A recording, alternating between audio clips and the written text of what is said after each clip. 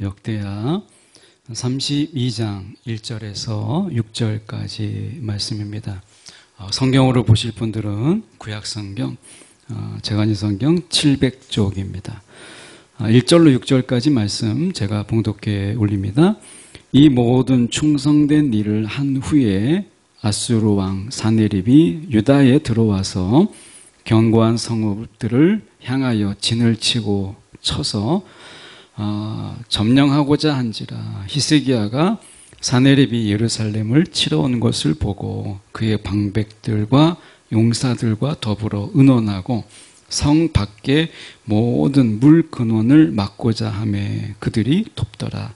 이에 백성이 많이 모여 모든 물 근원과 땅으로 흘러가는 시내를 막고 이르되 어찌 아수르 왕들이 와서 많은 물을 얻게 하리요 하고 히스기야가 힘을 내어 무너진 모든 성벽을 보수하되 망대까지 높이 쌓고 또 외성을 쌓고 다윗성의 밀로를 견고하게 하고 무기와 방패를 많이 만들고 군대 지휘관들을 세워 백성을 거느리게 하고 성문 광장에 자기 앞에 무리를 모으고 말로 위로하여 이르되. 아멘.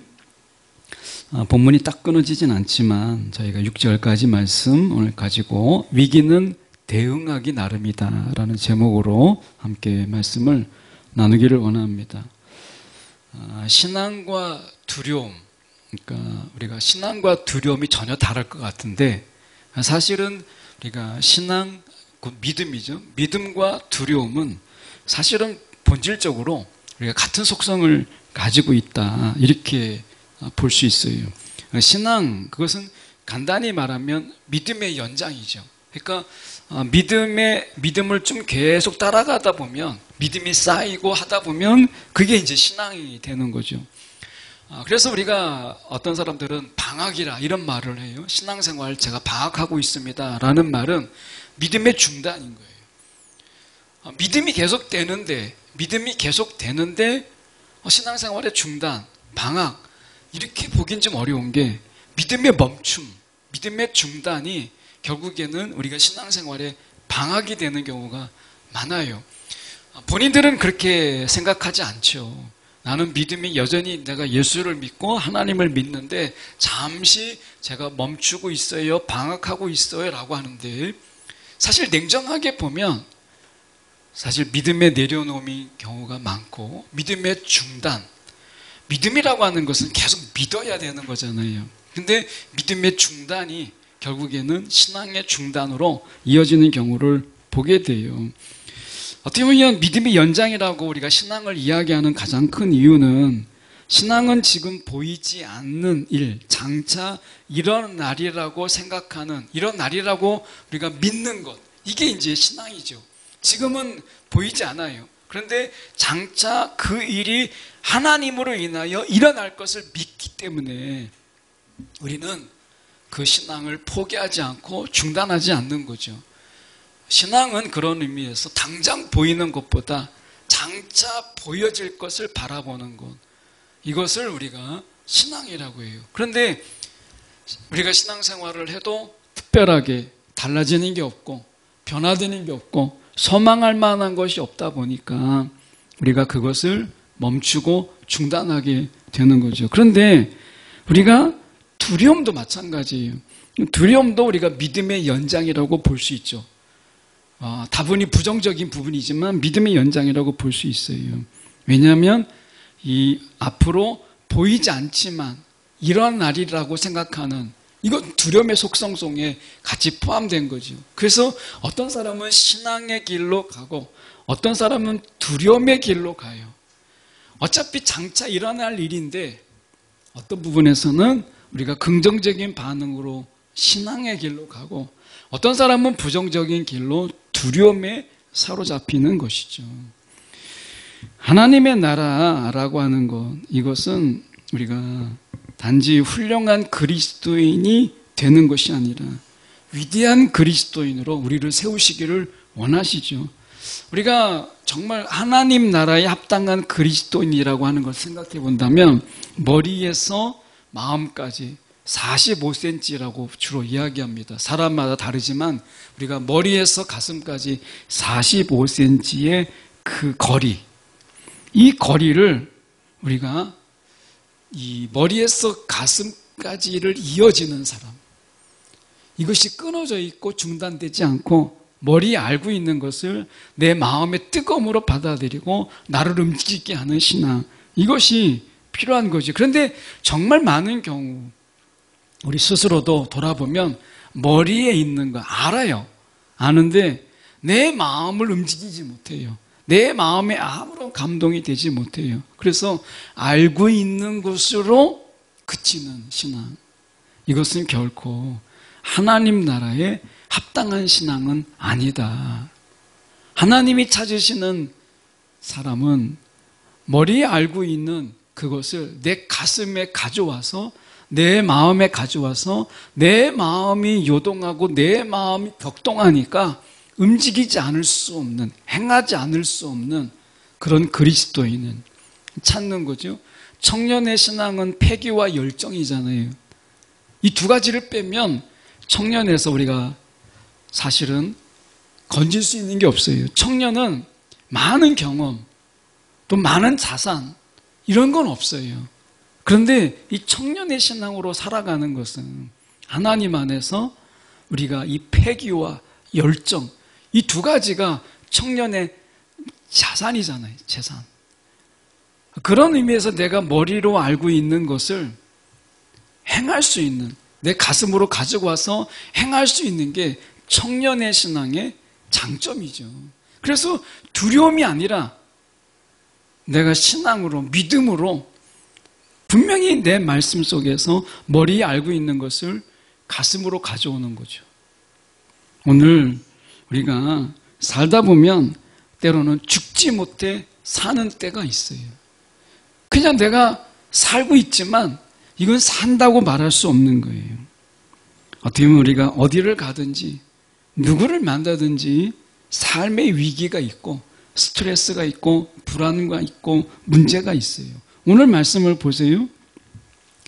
이 히스기야가 하나님 앞에서 유월절을 지키고 큰 기쁨으로 예루살렘을 들썩거리는 큰 기쁨이 그들 가운데 있었지만 오늘 이 모든 충성된 일, 성전을 정화하고 유월절을 지키는 이런 큰 예배가 그들 속에 있었어요.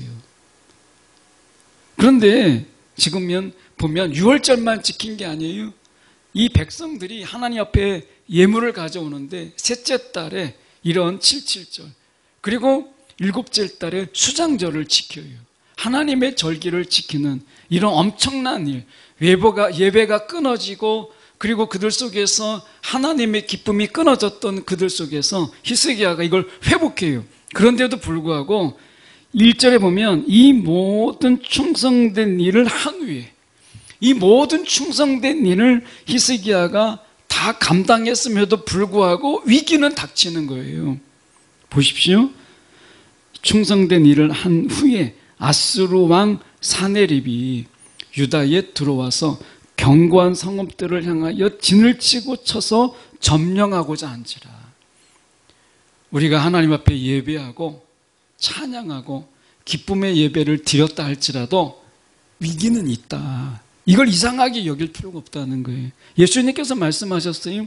예수님을 따르는데 모든 걸 다 내버려두고 예수님을 따르지만 너희 가운데 고난이 있는 것을 이상하게 여기지 말라 라고 얘기해요. 예수님을 따르면 우리의 삶 속에 문제도 없고 우리가 늘 행복하고 그리고 늘 즐거워야 되는데 예수님을 따르는데 위기가 찾아와요. 고난이 찾아와요. 박해가 있고 환난이 있어요. 이것을 이상하게 오히려 여기지 말라. 이렇게 말씀하는 거예요. 오늘 하나님의 일을 감당하고 내가 하나님을 찬양하고 했으면 문제가 없어야 되는 거 아닌가? 아니에요. 위기가 찾아와요. 그런데 우리가 하나님의 말씀을 묵상하잖아요. 여러분, 우리가 청년들이 우리가 하나님 말씀을 묵상해요. 그런데 이 묵상하는 진짜 이 묵상의 힘은 어디서 나오느냐? 위기 때 나와요. 하나님이 주신 말씀들, 평소에는 그렇게 크게 와닿지 않는 말씀들이 정작 위기 때는 내가 기억하려고 하는 게 아닌데 기억나게 하시고 생각나게 하시고 그것들이 내 마음을 요동칠 때 붙잡아 주는 거예요. 오늘 아수르도 바로 그랬어요. 아수르가 위기를 대처하는 걸 보세요. 예배자가 위기를 대처하는 이 모습을 보면 세 가지로 이 히스기야가 위기를 대처해요. 이 세 가지는 오늘 청년의 신앙으로 살아가는 우리가 위기를 만날 때 하나의 모범이 될 수 있는, 히스기야가 이 모범적인 부분을 위기에 대응하는 모습을 보여요. 위기가 오는 게 문제가 아니라 위기를 어떻게 대응하느냐라고 하는 것을 히스기야가 보여줘요.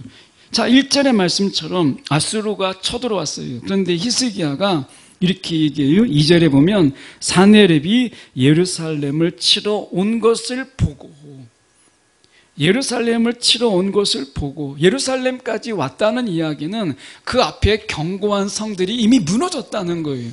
위기의식을 느낄 만하죠. 어떻게 보면 하나님 불평할 수 있어요. 내가 이렇게 하나님 앞에 정말 신실하게 예배하고 성전을 정화하고 백성들로 하여금, 그리고 저 북이스라엘의 백성들을 우리가 불러서 함께 이렇게 귀한 예배를 드렸는데 어떻게 이렇게 위기를 우리 가운데 허락할 수 있습니까? 하나님이 막아주셔야지 불평하고 원망할 수 있죠. 그런데 히스기야는 그런 시간을 낭비하지 않았어요. 그런 불평으로 시간을 낭비하지 않고 이렇게 얘기했어요. 3절의 말씀에 보면 그의 백성들과 용사들과 더불어 의논하고 성 밖에 모든 물 근원을 막고자 합니다. 이건 이제 외적인 거죠. 이것은 뭐냐면 아수르 사람들이 쳐들어왔을 때 물이 필요하죠. 씻고 생수로 먹고 해야 되는 거잖아요. 물이 필요한 거 아니겠어요? 물을 들고 다니는 게 아니잖아요. 그러니까 어떻게 보면 그들이 먹을 수 있는 물을 차단하는 거예요. 성 밖에 모든 물 근원을 막고자 하며 그들에게 전쟁하는 데 필요한 가장 기본적인 이 물이라는 것이 필요하잖아요. 밥은 우리가 한 끼 안 먹어도 되지만 물을 안 마시고는 살 수 없는 거잖아요. 그래서 물 근원을 막고자 했다. 외적인 대응을 그가 준비했어요. 외적으로. 이것은 히스기야가 밖의 것, 외적인 부분을 어떻게 방어할 것인가 라고 하는 부분으로 인해서 그 물을 차단하는 거예요. 4절에 보면 이에 백성이 많이 모여 모든 물 근원과 땅으로 흘러가는 시내를 막고 아수르 사람들이 와서 물을 얻지 못하게, 많은 물, 군대가 쳐들어왔으니까 많은 물들이 필요했겠죠. 그런데 그들에게 이 물을 마실 수 없도록 이스라엘 백성들이 출애굽을 하고 그 감격 가운데서 제일 먼저 불평은 마실 물이 없다라는 것이었어요. 3일 동안 광야를 거쳐 나오는 동안에 그 땡볕 그리고 그 추위, 그 속에서 그들에게 마실 물이 없는 마라, 쓴물, 이것은 쓴물이라기보다는 사실은 원어적으로는 오염되어서, 극히 오염되어서 마실 수 없는 물, 이게 마라예요. 마라에 이르는데 물을 만났는데 잔뜩 기대를 가지고 왔는데 마실 수 없는 물, 오염된 물인 거예요. 이것 때문에 하나님께 불평하죠. 기도하는 게 아니고 불평부터 했어요. 그만큼 물은 사람에게 있어서 가장 근원적이고 원초적인 불평을 일으키는 것이 물이라는 거예요. 마실 수 있는 것.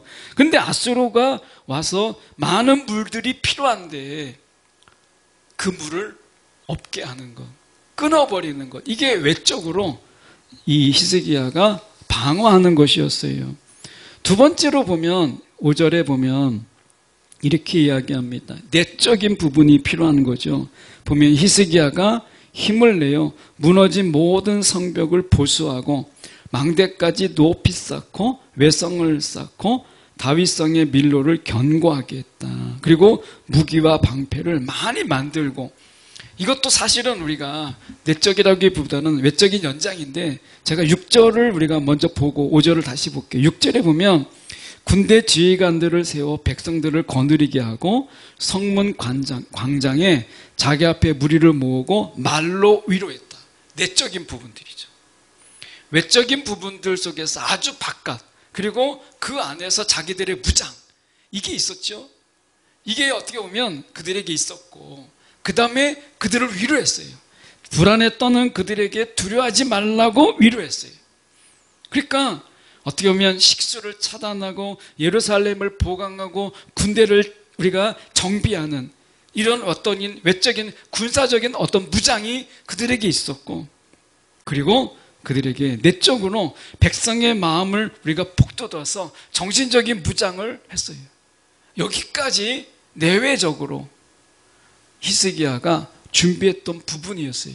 그런데 이 두 가지가 있다고 해서 무장이 되는 게 아니라 세 번째, 영적 무장이 있었다. 본문이 길어서 그것을 뺐지만 뒷부분에 보면 선지자 이사야와 함께 기도하는 영적 무장이 히스기야에게 있었던 것을 보게 돼요.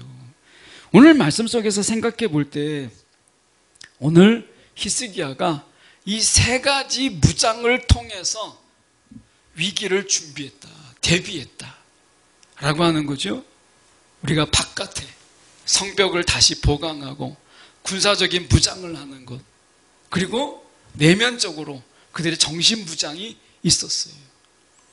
그리고 이것으로 끝나지 않았어요. 영적 무장이 그에게 있었다라고 하는 거죠. 세 가지 중에 가장 중요한 게 뭘까요? 군사적인 무장? 중요하죠. 정신적인 무장? 중요합니다. 그런데 이 모든 것을 다 했을지라도 영적 무장이 없었다면, 기도가 없었다면, 하나님께 부르짖음이 없었다면 아마 하나님이 그와 함께 하는 것이 어려웠을 거예요. 그러면 반대로 우리가 생각해 보죠. 영적 무장만 있으면 다른 건 다 필요 없을까요? 아니에요. 히스기야가 위기 대응에 모범을 보인다는 이 측면에서는 세 가지가 다 필요하다는 거예요. 우리에게 있어서 기도만 하면 우리는 이 세상을 거뜬히 살아갈 수 있을까요? 기도를 하루에 7시간씩 막 8시간 하면 다른 건 아무것도 안 해도 이 세상을 우리가 거뜬하게 살아갈 수 있을까요? 아니에요. 위기를 대응하는 데 있어서 예수님의 방법을 우리가 생각해 보면 제자들에게 계속해서 경고했어요. 기도해라. 기도가 있어야 너희가 이 위기를 이겨낼 수 있다. 경고했어요. 기도가 없으면 이겨낼 수가 없죠. 그런데 그것만 하신 게 아니었어요. 그들을 깨닫도록 계속해서 말씀하셨어요. 그들을. 계속해서 내가 십자가에서 죽는다. 너희도 준비해라. 계속해서 말씀하셨어요. 여러분, 오늘 우리가 대외적으로 우리가 군사적인 무장, 나를 무장, 사도 바울도 이야기합니다. 전신갑주를 입으라 라고 이야기했어요. 여러분, 내가 무장하세요. 내가 무장된 삶을 사는 게 중요한 거예요. 내가 무기를 준비하시고 내가 방패를 준비하고 무너진 성벽을 재건하는 이것들이 필요한 거예요. 여러분 안에서 여러분이 지금 여러분의 성을 지키는 데 있어서 무너진 게 뭐예요? 때로는 자존감이 무너지기도 하고, 때로는 내게 쓸 수 있는 무기가 없어요. 그러면 무기를 갖추고 성벽을 재건하세요. 그리고 내 마음을, 나의 멘탈, 여러분의 멘탈, 이 멘탈을 강하게 하세요. 웬만큼 우리가 어떤 세상의 이야기를 들어도 거뜬하게 무시할 수 있는 이런 멘탈이 필요한 거예요. 다른 사람의 이야기, 그게 진리가 아니고 그게 하나님의 말씀이 아닌데 다른 사람이 이야기하는 거에 마음을 속삭이며 그것을 잊어버리지 못하고 떨쳐버리지 못하고 그 사람의 말이 마치 하나님의 말씀인 것처럼 마음에 계속해서 간직하고 계속해서 곱씹고 계속해서 되새김하는 것은 결국 사단의 전략에 말려드는 거예요. 그건 진리가 아니잖아요. 그냥 그 사람의 생각이고 그 사람의 말이죠. 때때로 우리가 적당하게 무시하는 것, 그런 이야기는 적당하게 우리가 무시하고 못 들은 것처럼 여기는 이런 담대함이 필요한 거죠. 내적인 무장, 이게 필요한 거예요. 이게 필요 없다 이렇게 말씀하지 않으세요? 외적인 무장과 함께 내적인 이 정신적인 멘탈을 강하게 하는 건 이게 필요하다. 청년들에게 있어서 건강한 멘탈, 이게 필요한 거죠. 여러분, 여러분의 때는 얼마나 많은 세상에 듣는 이야기가 많아요. 항상 위로하고 칭찬하고 여러분을 인정해주고 여러분 잘한다 잘한다 이런 이야기만 들립니까? 아니죠. 자존감 상하고 때로는 우리의 존재를 다시 되짚게 하는 이런 엄청난 언어 폭력도 우리가 당하잖아요. 세상은 그렇게 호락호락하지 않아요. 그래서 우리의 멘탈을 좀 더 강하게 하는 것이 필요하다. 정신무장, 이게 필요하다는 거예요. 위기가 우리 가운데 항상 있기 때문에 필요한 거죠. 사도 베드로가 그가 제자였을 때 예수님을 3번 부인하는 거 보세요. 무명의 여인이 질문하는 것에 대해서 극구 부인하는, 제자가 아니다. 예수를 맨 마지막에는 예수를 부정하는 정도가 아니라 예수를 저주하는 이런 모습 속에서 위기에 닥쳤을 때 사도 베드로가, 제자 베드로, 그가 나는 그렇지 아니하겠다라고 했지만 그들의 무너진 멘탈, 베드로의 무너진 멘탈을 우리가 보게 되잖아요. 여러분, 내가 이 정신적인 맷집이 강해지도록, 이 정신적인 맷집이 강해지도록 한두 대 맞고 쓰러지는 게 아니라 맞아도 버틸 수 있는 멘탈이 필요한 거예요. 정신무장이 필요하고 나의 무기가 필요한 거예요. 나의 무기, 나의 싸울 무기가 필요한 거죠. 이건 실력이 될 수도 있고 말씀이 될 수도 있어요. 그런데 우리가 중요한 것은 영적인 무장이다 라고 하는 거죠. 기도 없는 싸움은 없어요. 기도 없는 영적인 싸움은 없어요. 왜냐하면 기도 자체가 이미 영적인 싸움이에요. 내가 기도한다라고 하는 것은 이미 영적인 무장을 이야기하는 것이죠. 여러분이 말씀을 묵상한다라는 것은 무기를 갖추는 거라면 내가 하나님께 기도하는 것은 영적인 무장을 하는 거예요. 이 3가지가 히스기야에게 있었다. 무기, 군사적 무장과 정신적인 무장, 영적 무장이 잘 조화된 히스기야. 그 속에서 하나님의 역사가 있었다라고 하는 거죠. 자칫 우리가 생각할 때, 야, 정신적인 무장, 군사적인 무장은 다 필요 없어. 우리는 그냥 기도만 하면 돼. 주님께 부르짖기만 하면 돼. 라고 하는 편견을 가질 수 있어요. 세상을 살아가면서도 우리는 다 필요 없어. 그냥 기도만 하면 돼. 이런 기도파가 있죠. 목사님들 속에서도 우리가 그런 기도파가 있어요. 다 필요 없어. 그냥 기도만 하면 돼 하는 분이 있어요. 시험이 내일 모레인데, 내일인데 기도만 하는 거, 산에 올라가서 주여 외치고 있어요. 그분들에게 준비됨이라는 것은 없잖아요. 졸업은 할 수 있겠죠. 그런데 안타까워하는 거예요. 나중에 되면 내가 그분들을 다시 만나보면 내가 그때 공부를 더 할 걸, 내가 책을 좀 더 볼 걸, 이런 분들을 많이 보게 돼요. 여러분, 이 3박자가 필요하다는 거예요. 3가지 무장, 정신적인 무장, 우리 가운데 이 군사적인 무장, 영적인 무장이 골고루 갖춰주는 거예요. 히스기야가 이러한 무장 속에서 위기를 그가 맞이하는 거예요. 여러분, 우리가 생각해 볼 때 오늘 히스기야가 이 마지막 영적 무장으로 자신의 무장의 정점을 찍었다라고 하는 것을 우리가 좀 기억할 필요가 있죠. 그렇게 말씀에서 우리가 보면, 우리가 6절의 말씀을 보죠. 보면 군대 지휘관들을 세워 백성을 거느리게 하고 성문 광장에서 자기 앞에 무리를 모으고 말로 위로하여 이르되, 이렇게 이야기했어요. 여러분, 위로함이 있었다. 히스기야에게 위로, 책망과 막 비난 이런 게 아니라 위로가 있었다라고 하는 것을 우리가 보게 되죠. 그만큼 히스기야가 준비된 자였다라고 하는 것을 우리가 보여줘요. 오늘 말씀에 히스기야가 나중에 우리가 보면 이런 이야기를 듣게 돼요. 우리가 산헤립과 함께했던 랍사게라고 하는 인물이 이스라엘 향해서 이렇게 이야기합니다. 본문이 길어서 제가 요약만 하면 이렇게 이야기해요. 지금까지 아수르가 많은 나라를 정복했는데 그 중에서 하나가 북이스라엘인데 어느 나라의 신이 아수르로부터 그들을 구해내냐. 북이스라엘을 봐라.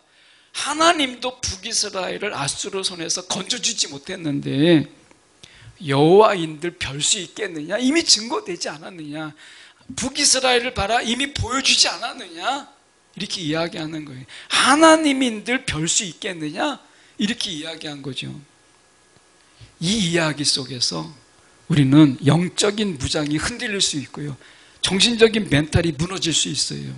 혹시 사단이 세상이 여호와인들 별거 있어, 하나님인들 별거 있겠느냐, 이렇게 이야기할 때 여러분의 반응은 어떻게 할 수 있었겠어요? 히스기야가 이야기를 들어요. 영적 무장이라는 건 무엇인가라는 것을 히스기야가 보여주는 거예요. 여호와인들 별 수 있겠느냐라고 하는 이 랍사게의 이야기 속에서 히스기야는 오히려 선지자 이사야와 함께 부르짖는 기도를 그가 해요. 부르짖는 기도. 하나님이여 우리를 도우소서, 하나님이여 우리와 함께 하소서 부르짖어요. 이게 멘탈이 강하다라는 거예요. 여호와인들 별 수 있겠느냐라고 얘기할 때 오히려 그 하나님께 부르짖는 것, 이게 영적 무장인 거예요. 사단이 우리를 고소하고 고발하죠. 하나님이 너가 기도하는 거 하나님이 듣지 않으셔. 너가 하나님 말씀대로 살았어. 너가 기도해 봤어. 너가 말씀을 묵상해 봤어. 너의 기도는 하나님이 듣지 않으셔 라고 이야기할 때 오히려 더 기도하는 것을 무장이라고 하는 거예요. 그랬더니 하나님께서 천사를 보내셔서 아수르 군대를 멸하셨다라고 얘기해요. 이게 하나님의 역사였다라고 하는 것이죠. 여러분, 오늘 우리가 다 무장하고 마지막 영적 무장, 기도는 하나님께 전적으로 맡기는 거예요. 이게 영적 무장이에요. 내가 다 준비했어요.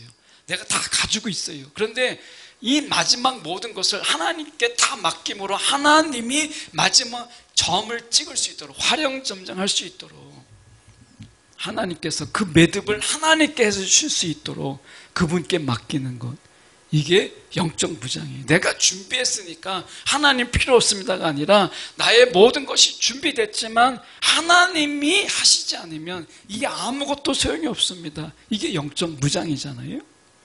여러분, 오늘 하나님께 드릴 수 있는 우리의 무장을 준비하세요. 위기는 우리가 예수를 믿어도 위기가 있어요. 기쁨의 예배를 드려도 위기는 있어요. 베드로에게 위기가 있었던 것처럼 우리에게도 위기가 있다. 청년의 신앙이라고 하는 것은 어떤 위기가 와도 그 위기를 이겨내는 것, 위기를 통해서 자라는 것, 이게 청년의 신앙이잖아요. 여러분, 우리가 위기가 없다 이렇게 말하지 않아요. 어쩌면 중년의 위기보다 청년의 위기가 더 많아요. 그래서 청년의 신앙은 위기가 없는 신앙이 아니라 위기를 극복해 나가면서 성장하고 더 굳건해지는 것을 청년의 신앙이라고 말하는 거예요. 오늘 세 가지가 필요해요. 어떻게 내가 대응할 것인가? 오늘 여러분, 내 밖을 무장하세요. 나의 실력을, 나의 이 성벽을 재건하세요. 무기를 갖추세요. 방패를 갖추세요. 그리고 멘탈을 강하게 하세요. 하나님이 말씀하신 게 아니에요. 세상이 말하는 거짓의 아비가 이야기하는 것에 마음을 빼앗길 필요가 없다. 마지막으로 기도하는 자가 되십시오. 말씀과 기도로 무장하고 우리의 멘탈을 강하게 하세요. 우리가 말씀 묵상하죠? 말씀을 묵상하다 보면 그 말씀들이 우리의 멘탈을 강하게 하는 것을 보게 돼요. 오늘 위기에 대응하는 청년의 신앙 우리가 갖추기를 바랍니다. 위기가 중요한 게 아니라 위기는 제목처럼 대응하기 나름인 거예요.